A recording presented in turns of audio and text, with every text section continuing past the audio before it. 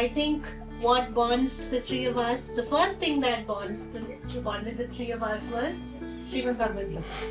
And being a student myself of Srimad Bhagavad Gita, I think it was with Rama, the first book that Priya brought out with Penguin last year, is when, in fact 2 years ago, when we started talking on the book, and last year when it came out, that's when our relationship deepened.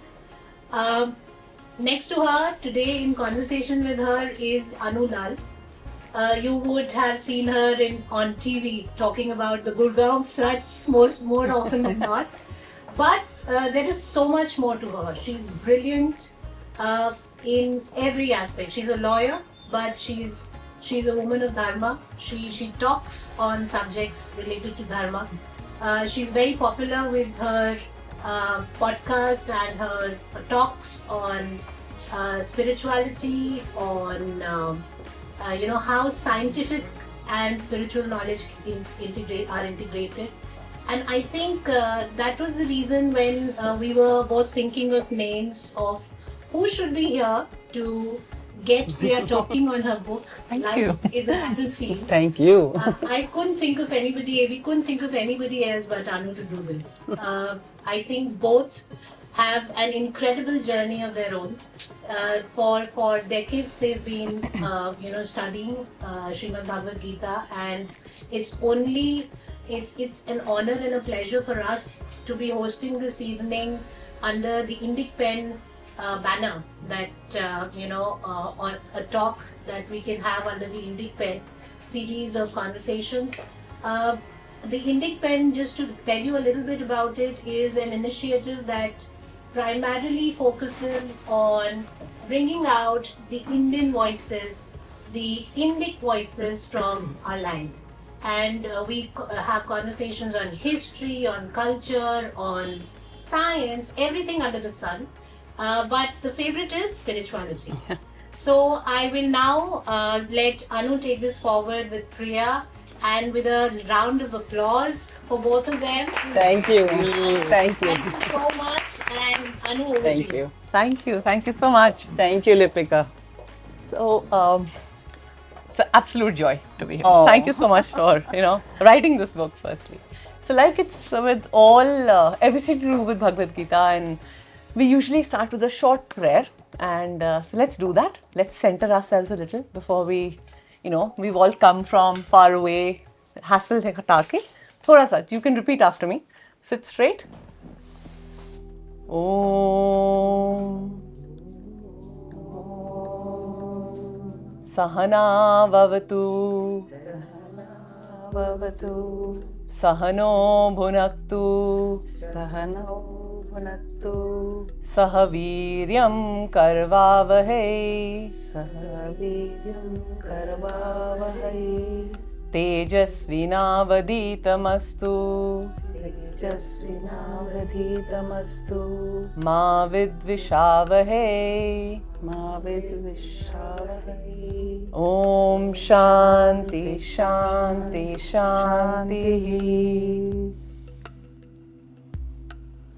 So this basically means that we're all gathered here together. May our intellect grow, may our tejas grow, may we explore the studies that Priya ji has done in the right way, and may we have no animosity.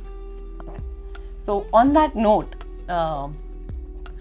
Priya ji, I first want to ask you about the title. Like, life is a battlefield. That title resonated with everybody. The moment I posted this little note on my social media handle that I'm going to be here, everybody was asking, what a good title. Tell us more. Tell us more about this. So the title actually comes from the Bhagavad Gita, because the Bhagavad Gita starts with the battle. So Arjuna is on the battlefield and he is in a state of panic. And Arjuna is actually all of us, because that's what life is. Life is a series of ups and downs. And we don't have any problem with the ups, but we do have a problem when it's down. And so what the Bhagavad Gita is it's a book on mind management. That's what it is. We think of it as a religious book. I used to think it was a religious book before I came to it, and I was actually really surprised when I attended the first time I attended a lecture on the Bhagavad Gita, it was at Berkeley. And I was so surprised that it was nothing to do with religion. I thought it was, it's thought of as the Hindu Bible. So I thought maybe it's a religious book. And then I realized it's all about how to manage your mind. That's what the Bhagavad Gita is about. And life is a battlefield, as we know. Every day you have one problem after another to deal with, whether it's traffic or your boss or whatever it may be. There's one battle after another. But to win the battle, you have to have the right mindset. So what the Bhagavad Gita is it teaches you how to cultivate that mindset to help you win the battle of life. Right. So that's why the title. It's a fantastic title. It's a fantastic title. So when we talk of battles, any particular battle that you've crossed over in your approach towards writing, especially this book? So you mean my personal life or? A little personal journey? Okay. You want to share? Well, I got into the Bhagavad Gita, and the reason why it resonated with me was because of my personal situation. So I have a child with special needs, and it's a very challenging parenting situation, to be honest. And so I went to Berkeley to attend that lecture that I mentioned on the Bhagavad Gita with nothing really preconceived as to what I was going to accept, except that I thought it was religious. And then when I attended that lecture, I realized that this is a treasure trove of wisdom. And I ordered a whole lot of books from Amazon, as we do when something interests us, and I started reading. And that's where my journey started. But what really was the remarkable thing about it is it helped me in dealing with this challenging situation that I had. So whereas before I was depressed, upset, why me, felt like a victim, all those things that happen when you go through a problem, that all disappeared. And it's not like I had to work on making it disappear, it just disappeared. Because when you change the way you look at problems, then the problems get minimized. It's a strange thing to say, but from personal experience, that's what happened with me. And after that, I was diagnosed with actually quite an aggressive cancer. And luckily it was in the early stages, but they threw the book at me as far as treatment goes, the whole thing, chemotherapy, radiation, Herceptin, whatnot. So because I had this already under my belt, that became so much easier to deal with. So and the reason I wrote this book is because it helped me. So if this philosophy helped me, I felt it could help others, the same way. And especially because it's a way of thinking. It's not anything else but how you orient your mind. And yes, that's my personal journey that brought me to writing this book. So you came out from the Vishad Yoga yourself. Yes, exactly. To become the Arjun. Well, I hope. But it's a work in progress. See, it's never done. One can never say, okay, now I've got it. It's every day you learn. It slips every day. Yes. You catch it back every day. Yes, but you have to work at it. It's practice. See, there's no magic pill. We all want a magic pill that will just remove all our troubles. But sadly, there isn't one. So, but what there is a way of handling the troubles so that they don't really wear you down. That you can achieve. You can't say that I'm not going to have troubles, because otherwise we wouldn't be born. The reason we are born is to learn. That's what Vedanta teaches us, that we are here with, each of us has our own lessons that we are here to learn. So in learning those lessons, you will face difficulties. Difficulties are a given. In fact, my first chapter is everyone faces adversity. Because, it's a strange thing, at least it happened with me, that when something really challenging happens in your life, you tend to feel that you are isolated. You tend to feel everybody is happy, nobody else has this problem, it's only me. It's only me. And whatever that problem is, if it's health, you'll feel you're the only one who's unhealthy. If it's relationships, you'll feel everybody has a super relationship, only mine is bad. If it's to do with a child, like it was for me, I felt everyone has wonderful children and only I have this problem. But you see, that is the mindset that makes you weak. Because when we think that way, we're thinking of ourselves as a victim. And that is not a strong mentality. But it's instinctive. It happens. So what the Bhagavad Gita really teaches you, and that's what happened with Arjuna as well. He felt really weak. He sits down in his chariot and he says, Na yotsya iti govindam, I am not fighting. Yeah. So from there he gets pulled up. And the whole Bhagavad Gita is how he masters his mind. And at the end, in fact, the beautiful thing about it is Krishna tells him, I've taught you everything that there is to teach now. Now you decide what you want to do. I'm not going to tell you what to do. You want to fight, you fight. If you want to leave the battlefield, you leave. But you do what you think you should do, knowing what I have taught you now. And then he says, yes, I will fight. He says, Nashta moha smritir labdha, which means my delusion is gone now and I've remembered my purpose. And he picks up the bow. So that's what we all are. When we have difficulties, we need to reach that point where we say, okay, fine, we are not beaten, we are going to go forward. Fantastic. Any particular practices, any particular meditations, or any particular techniques you imbibe in your own life from Bhagavad Gita? Bhagavad Gita? The Bhagavad Gita is, there's something for everybody in it. So Sri Krishna gives you all these various methods. He says there's Raja Yoga, which is the path of meditation and contemplation. Mm-hmm. There is Bhakti Yoga, which is where you have a Ishta Devata and you are devoted to that Ishta Devata. That's the path.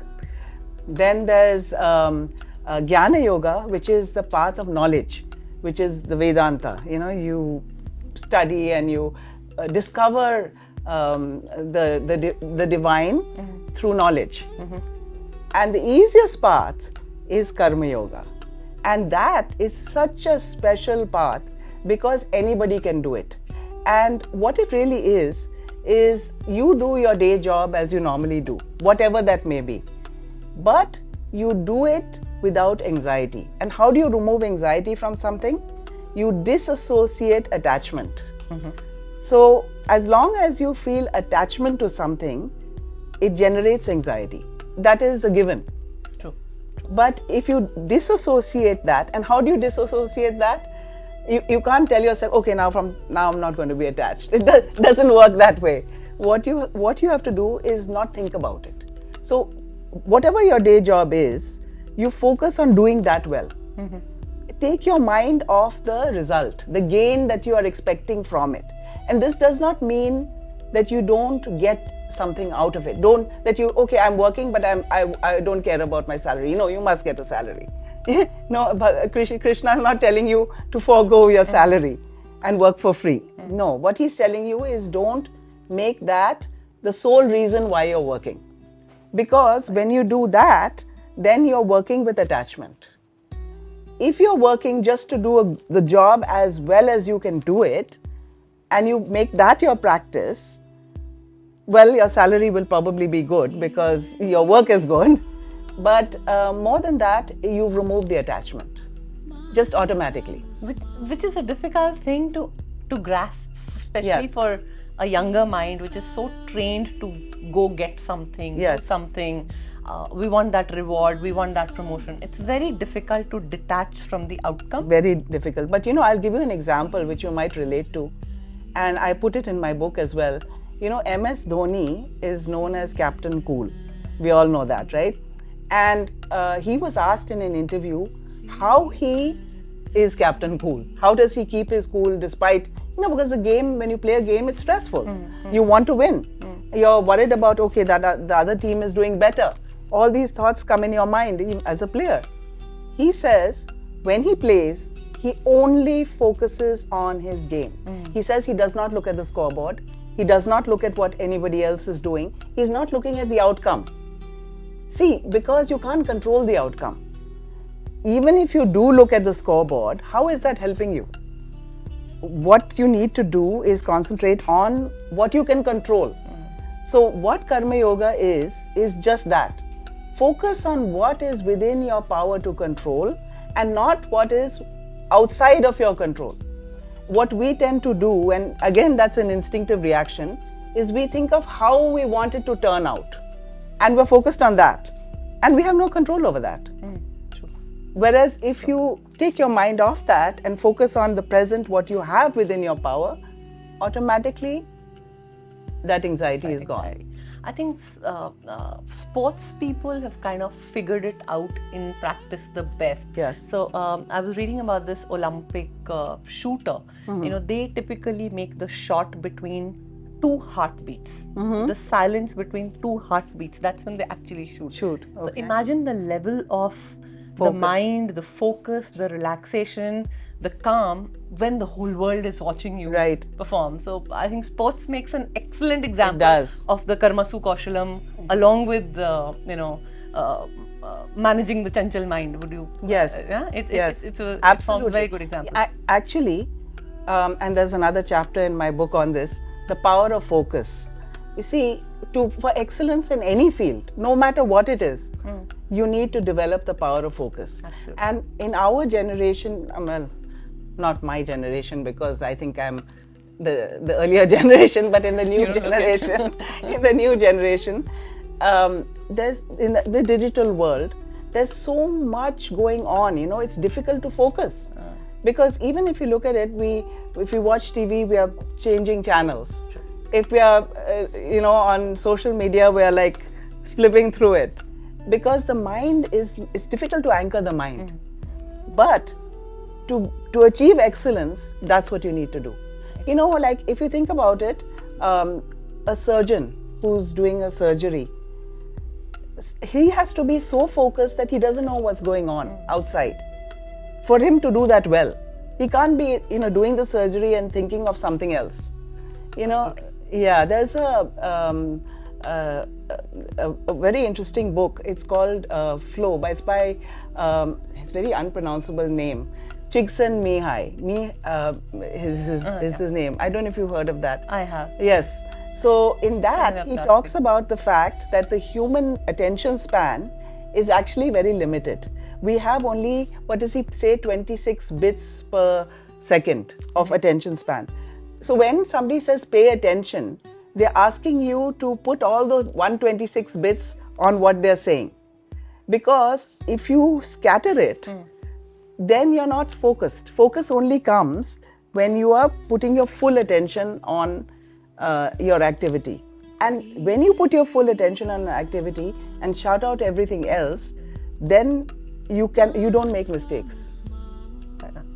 You cannot. The irony being that we always tell children and co-workers and team members, focus karo, but we've never taught the generation how to focus. That's right.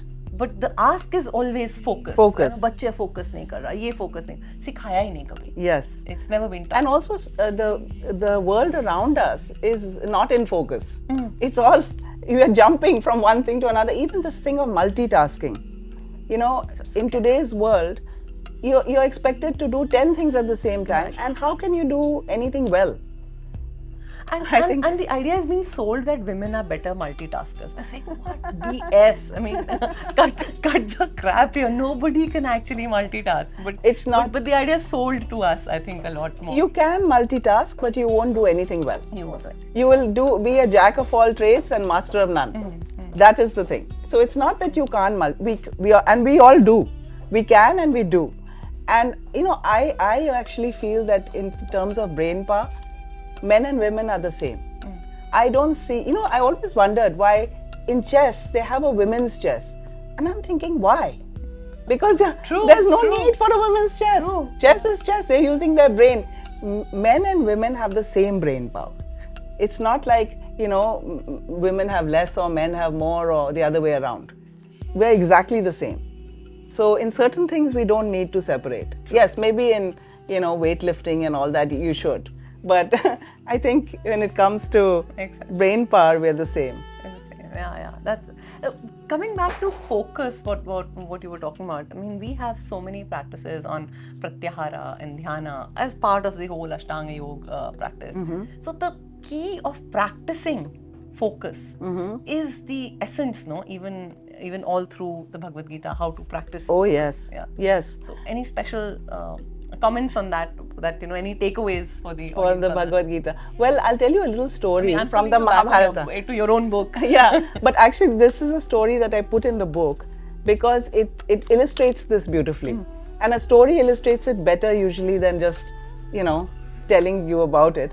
So, in the Mahabharata, when these Pandavas and Kaurava princes, once they are ready to graduate, Dronacharya decides to test them. So he puts this wooden bird on a tree and he tells them, he says, I want each of you to try and shoot that bird's eye. But he says that don't shoot till I tell you.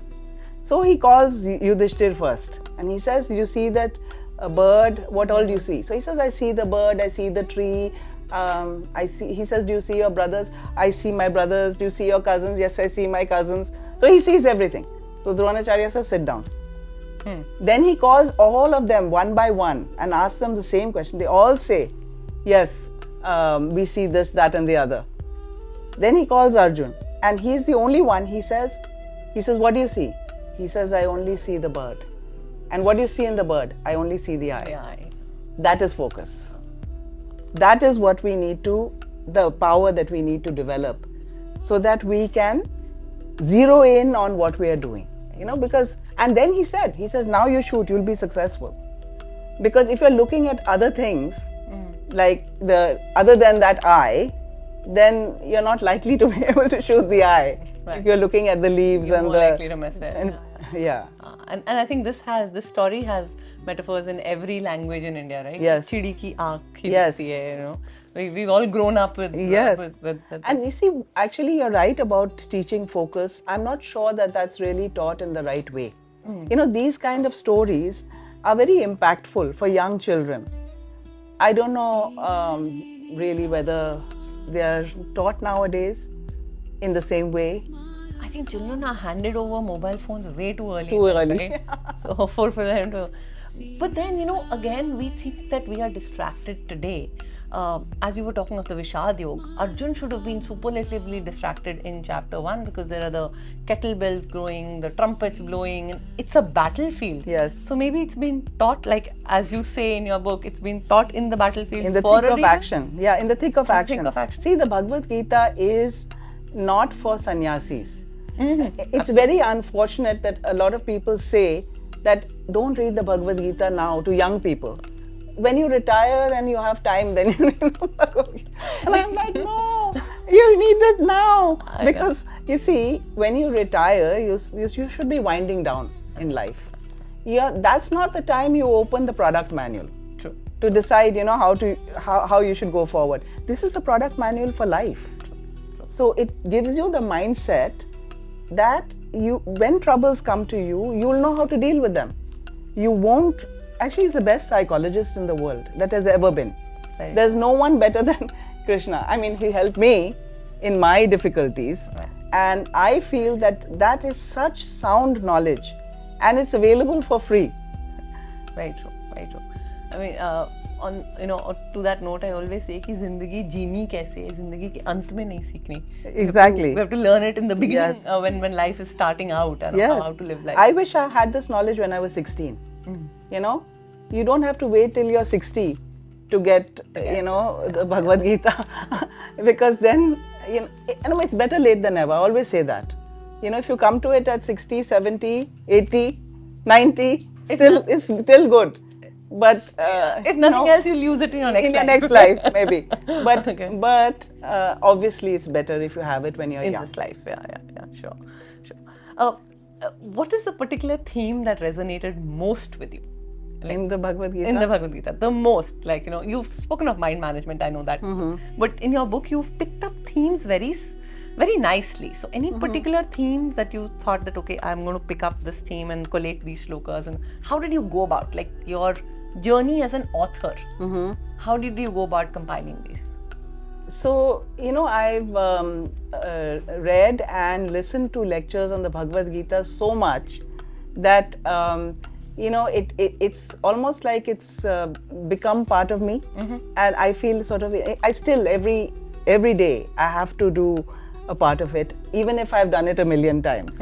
So when I wrote about this, I took the themes that were the most meaningful to me and which I thought would help other people also, which would speak to people. Right. So that's what I did. I didn't really, it's not a translation. And the verses I've chosen are those that illustrate the themes that I've talked about. So like the first chapter, Everyone Faces Adversity, it has the verses of that Vishad Yoga that he feels, you know, where he says, my head is spinning, my body is burning. He says, I can't stand. So, you know, that's those kind of verses. Then the next chapter then I have like everyone is divine. And that chapter I really like, that to see divinity and equality in everybody. You know, it's very unfortunate today that Hindu society has become unequal because the basis of our Vedanta is equality. Gender equality and social equality. These two are huge in our Vedic texts. And where we have lost it along the way, I don't know. But that really amazed me and appealed to me. The fact that there is such equality of vision towards, you know, both sexes. It's not like, you know, men are considered superior and women inferior. Not at all. They are completely on the same footing. In fact, gender doesn't even play out. Doesn't play out. These texts. Yes. Yeah, it's a construct we keep exactly when we analyze it. That's fair enough. So also going through your book, I realized that the lens that you use to analyze this is Advaita Vedanta. Yes. Right. So you have a background in Advaita Vedanta, or it spoke to you in a way that you use that lens to. Well, I was introduced to it by Ramakrishna Mission. And that's what they teach is Advaita Vedanta. And also Chinmayanand Mission is very good. Both Advaita Vedanta. Both of them. And, you know, Advaita there are many ways of interpreting the Vedas. You know, there's not only one. Absolutely. So there are those 6 darshans that we have. Vedanta is one of them. And even in Vedanta, there's different kinds. There's the Dvaita and Advaita. But what appeals to me about Advaita is its universality. It is not got anything to do with religion. It's to do with humanity, with how you think as a human being. And I love the fact that it sees everybody as equal. You know, there's a verse in the Bhagavad Gita which I really like. It says that Vidya Vinaya Sampanne. That means a Brahmin, it says, the verse is Vidya Vinaya Sampanne Brahmane Gavi Hastini. So that means a Brahmin who has got Vinay is humility, and Vidya is knowledge. A person like that, a cow, an elephant, or a Shuni who is a dog, or a Shvapake who is a dog eater. Are all the same Atman. So a Pandit, a person who is a Pandit is an enlightened human being, not necessarily a Pujari. A person who is an enlightened human being will see the same Atman in everybody. So, you know, not to make differences based on anything, but, you know, no one is high, no one is low. We are all exactly the same. Maybe we have different fortunes to be born in whatever situation we are born, but doesn't make us better. Our birth doesn't make us better or worse than anybody else. So that is very powerful in all the Shastras, especially in Vedanta. Yeah, birth has been an interpretation, I think, that has been taken, but it's never really written explicitly anywhere that birth gives. No, in fact, the opposite is said. Yeah. That your birth does not make you superior or inferior to anybody. True. It is your qualities as a person. So what does make you superior or inferior is what kind of person you are. And here again, actually, there's a beautiful story in the Mahabharata, which is not shown on these TV serials, unfortunately. I wish they would. Tell us. But yeah, I'll tell you the story. It's told by Rishi Markandeya to Yudhishthir. And the story is about equality and how it's your what he calls gunas, your qualities Quality. that make the difference of whether you are actually a Brahmin or not. So a Brahmin is not a person who's born to a Brahmin family, according to him. He says a Brahmin is a person who has got a sattvic mind, who thinks in a particular way. That person is a Brahmin, no matter what he does. This is Rishi Markandeya, not me, huh? So, But even the Bhagavad Gita says yeah, Bhagavad Gita also says that. So then he tells the story of Dharma Vyada.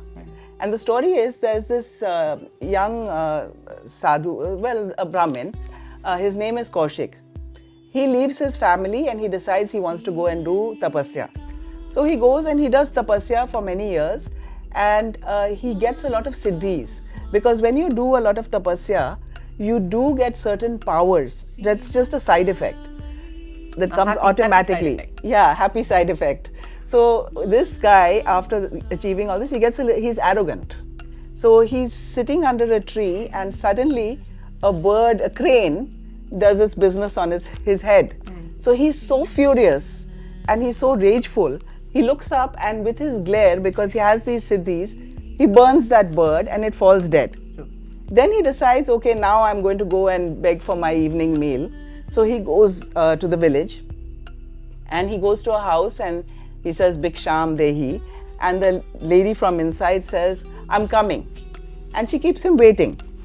So he gets angry because he's an arrogant person. So like, how can she keep me waiting? I'm a Brahmin. Achiever. Yeah, and how can she keep me waiting?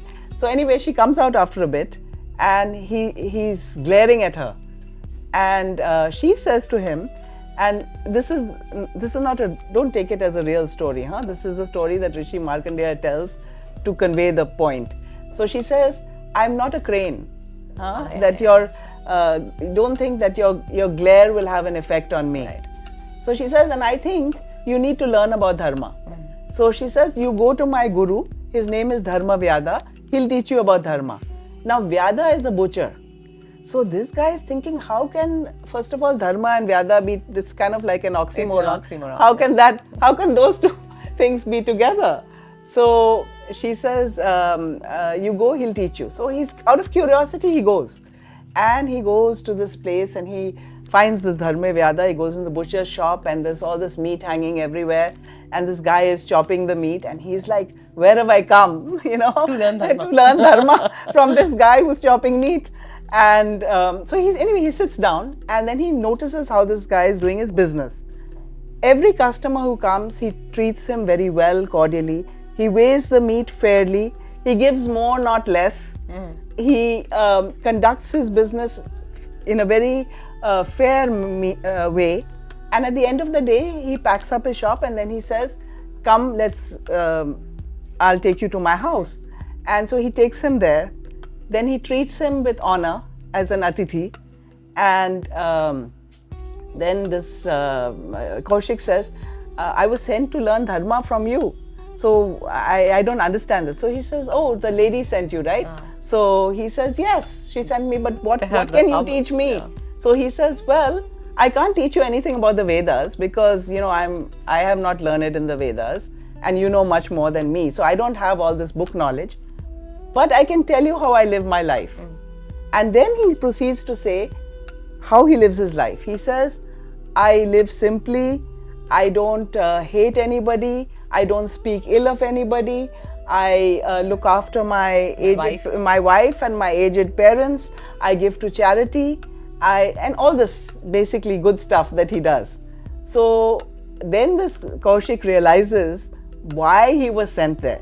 Because despite thinking that he was a Brahmin, he was actually not. Because he had this thing of arrogance. He had all these qualities which were not qualities of sattva. Right. Whereas this butcher, even though he did that job, was actually a better person in terms of his qualities, inner qualities. So in the Mahabharata, it says that this story is told to say that you are a Brahmin based on your guna, not based on your birth. It's not a birthright. It's something you earn. by your behavior. In fact, they de-emphasize the importance of birth at so many places, Yes. but yet we ascribe so much importance to it. Today, yeah. this is a new thing. Yeah. And it was a surprise to me that it's not there at all in the Shastras. It's not there at all anywhere. And then we practice today what is so unfortunate, you know? Right. Priyaji, on this note, I cannot not take my mind to what you mentioned earlier, which is about Bhagavad Gita not being a religious text. Right. In the sense that मैं mildly disagree करूँगी इसके Okay. साथ. Mildly बोलूँगी, कोशिश करूँगी. No, you're welcome to disagree. In the sense that whether we look at the Bhagavad Gita, it's steeped deeply in the Upanishadic Yes. learnings. Upanishads are the parakashtha of the Vedas. Yes. Vedas are the pillar of Sanatan Dharma Yes. / Hinduism. Yes. It is, if we say that the Gita, all the Prasthantrahi, whether it is the Bhagavad Gita or the Brahma Sutra or the Upanishads, are not religious, then it's like saying that the 10 commandments have nothing to do with Christianity. Right. Even 10 commandments are a way of life. Right. But they are Christian. Yeah. When we say this, don't we give away our right for Ayurveda or Gita as a mental health toolkit? Then pretty much everything that yoga, then there's Christian yoga. We are opening up doors for digestion from other faiths. So you see, the thing is, the way Sanatana Dharma is, it's actually not a religion. I know we like to think of it as a religion, but a religion is something which is very set. It has a set, your worship is set. Whom you worship in a religion is predefined. You can't be for instance, you can't be a Christian and say, I'm not worshipping Jesus Christ. You can't, then you're not Christian. So, but the reason why I say that Sanatana Dharma is not a religion is because there's no such rule. It's not bound by any things to do, that you have to do that in order to be part of the faith. First of all, it's not a faith.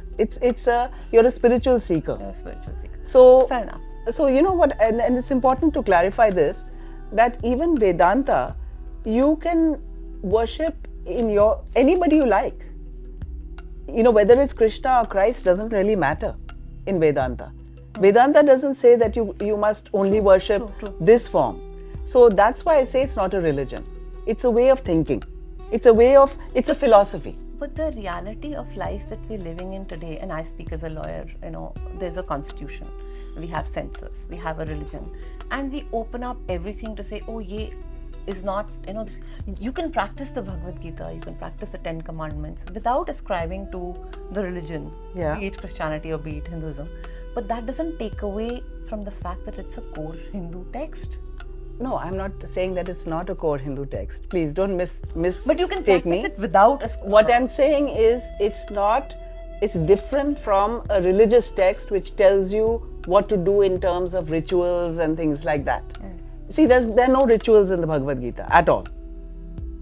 So it's not to do with anything. He's not saying, when Arjuna has this problem, Sri Krishna doesn't say, okay, sit here and now you recite Vishnu Sahasranama. And when you do that, do it that many times and your problems will be gone. Then it would be a religious text. But what he's doing is he's telling him how to manage his mind. And that is irrespective of who you are. Mind management, it's not only Hindus who have troubles, is what I'm saying. Worldwide, whether you can be atheist, this still work for you. Of course. So that's what I mean, that it's not, the Bhagavad Gita is, yes, it's definitely part of our Hindu tradition, but it's not limited by that. That's what I mean. Okay. थोड़ा सा agree to disagree. Never mind. That's okay. See, that's the beauty. That's the beauty of coming for these book discussions. You can speak your mind. You can speak your mind, and everybody has the right to their point of view. Absolutely. Super. With this, should we open the floor for questions? Because yes, I think let's do that. They are showing me the time piche se, hai na? Like you said, that we practice now this difference on that the person is not to be classified. Right. Do you remember what Karan had to go through? Yeah. See, that is interesting that you brought that up, because in the Ved Vyas Mahabharata, he was not discriminated against. That is only in the TV serials. You know, if you look at the original Mahabharata, he was a student of Dronacharya. In the TV serials, they show that he was denied a seat in Dronacharya's Gurukul because he was a charioteer's son. So he was considered. That's what they show, but that's not in Ved Vyasa's Mahabharata. See, the original one says he was a student. So, and he was not discriminated against. You know, a lot of things are different in the TV serials, and that's what's actually a little damaging, because most of us, you know, are more familiar with the TV serials than the original. So it came as a surprise to me when I read the original that a lot of things that I thought were true were actually not. And obviously we have to go with the original. But then Draupadi refused to marry him, na? Saying he's a... Well, that also is fiction. that also That is is also a fiction somewhere. yeah. You see, I'm sorry, The whole thing about Draupadi being in love with Karan is yeah, also fiction. she was. Yeah, it's very different. You know, the original Mahabharata, and which is why actually I wrote the retelling of Valmiki's Ramayana, because there are a lot of things that are very different, especially the character of Sita, because in the original Ramayana she's a very powerful woman, and in the TV serial she's shown as meek and mild and obedient and just listening to whatever he says without a mind of her own. So yeah. Do you say that the notion of surrender or letting go, You want like karma yoga, that you were saying, Yes. that, focus on your karma and then just let go of the outcome or surrender the outcome, however you want to put it, depending on the the language that Yes. you use. Would you say it's really the same thing? It is connected, and I'll tell you why. Because the whole message of the Bhagavad Gita is that, and that's the message of Buddhism as well actually, is that attachment, desire and attachment cause sorrow. They cause you to be unhappy. The more attached you are, unhealthy attachment, not healthy attachment, unhealthy attachment that we have, the more desire we have for things. And this is different from chasing a worthy goal. But this thirst, this what is called Trishna, is that like almost like a craving. The cravings that we have, these things are damaging to our own state of mind. So in Karma Yoga, it kind of helps you detach. Because when you're concentrating on what you're doing and not on the result, you are detaching. You're doing the job in a prayerful way. Right. So even Yeah. in goal formulation, make your goal, Make your- pursue the goal, Yes. but then detach from the outcome. Yes, Do the it's best you kind can. of like walking a fine line. It doesn't mean let go and don't care. See, we should not think that. Right. He's not saying let go, don't work. You must have a goal. You must work for that goal. Right, That's different from that unhealthy craving. right. Yes. You know, and so because that unhealthy craving is what causes your own mental problems actually Yes. in the end. That's why he says it. So Thank you. yeah. Dear Mamekam Sharnam Vraja Aham Tvam Sarva Papebhyo Mokshashyami Mashucha. So that is actually the essence of what I was talking about, because you see, he's talking to him about dharma and the whole Bhagavad Gita, just to give the context, and at the end he says, forget all these dharmas and just follow one dharma, and that dharma is surrender to me. And who is the me? The me is not him as Sri Krishna Vasudeva, actually. The me is him as Brahman, him as the divine power of the universe. So he says, when you realize that there is one divine power in the universe for everybody, there are no separate powers. There's just one power of existence, and that is all there is. If you surrender to that and you understand that, then you don't need anything else, because automatically your behavior will be okay. You know, the moment you come from that thought, It's only when we think of ourselves as separate that we have problems. So that's a very powerful line, actually. Yes, ma'am. Family, friends who come, they glance at it and say, oh, where did you get it? In such an obvious way that I have to say, okay, you take it. But I have now got a copy which I'm going to hang on to, and you're going to sign it to me. I will indeed. Having said that, there are many references in the book which are not just to the Bhagavad Gita. You have picked up from Western philosophers, Yes. writers, Yes. even Chinese and others. Yes. So that, of course, to me, thank you, gives it a very broad, holistic, and very interesting aspect. So one can relate in many ways. But what I want you to do right away, please, is a sequel to this book, like a lesson. I don't know who all are going to read every bit of it, like my youngsters, for example. I would like them to have like some type of chart, a goal thing which you can work on, weekly goals, monthly goals, something related to this. So you sort of follow a particular approach and you try to inculcate it into yourself, let's say for the coming months. And hopefully by the end of the year, you'll have absorbed a lot of the lessons from here. How are you going to do that? Is it even possible? Well, actually, that would be counterproductive, because the whole idea is everybody's journey is a personal journey. So it's not for me to tell anyone what to do. No, it's not. So the idea is, even Sri Krishna didn't tell Arjuna what to do. He just gave him the knowledge and he said, now you decide what to do. So, and if Sri Krishna could say that, who am I to tell anybody what to do? But about what you said is that I am coming out with another book. Yes. And that one is based on all the same philosophy, but explaining it through stories. So, that makes it more real. Applicable. More people can associate better, because this is philosophy. And, Swami Sarvapriyananda from Ramakrishna Mission always jokes about it. He says, if you invite people to listen to Vedanta and philosophy, maybe 3 people will come, 2 will be asleep. So that's the trouble with philosophy. But stories, huh? You're downselling this book. Don't say that. No. So, but it is philosophy. The next book that I'm going to be bringing out is more on the stories, and stories from our Puranas, from our Ramayana, from our Mahabharata, and how those stories actually illustrate this philosophy. Because that's why the Ramayana and the Mahabharata were composed.